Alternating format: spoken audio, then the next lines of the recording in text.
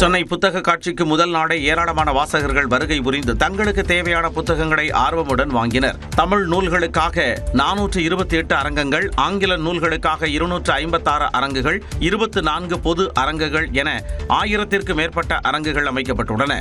தமிழ்நாடு முழுக்க போறேன், பல ஊர்களில் போய் பேசுகிறேன். குறிப்பாக ஐடியில் வேலை பார்க்குறவங்க, வேலைக்கு போயிட்டவங்க, அன்எம்ப்ளாய்ட்ஸாக இருக்குங்க, இப்படி எல்லாருமே புதுசாக வாசிக்க ஆரம்பிச்சிருக்காங்க. இதெல்லாம் ஒரு புத்தகம் வந்துச்சுன்னா 300 பேர் படித்தா அதிகம். இப்போ கிட்டத்தட்ட ஒரு 2000-3000 பேர் படிக்கிறாங்க. இந்த இலக்கியத்தை அரசியல் பார்வையோடு அணுகி அனைத்து மக்களுடைய வாழ்வியலும் அரசியலும் புரிஞ்சுக்கிட்டு இந்த படைப்புகளை வாசிக்க வேண்டியது அவசியமா பார்க்கிறேன். இலக்கியம் வாழ்க்கைக்கு ரொம்ப முக்கியமான விஷயம், பொழுதுபோக்கு அல்ல. இது முதல் முறையாக புத்தக காட்சியில் தபால் துறையின் 2 அரங்குகள் இடம்பெற்றுள்ளன. இங்கு ஆதார் புதுப்பித்தல், ஆதாரில் பெயர் மாற்றம், முகவரி மாற்றம் மற்றும் அஞ்சல் துறை ஆயுள் காப்பீடு செய்து கொள்ளலாம் என்று தெரிவிக்கப்பட்டுள்ளது.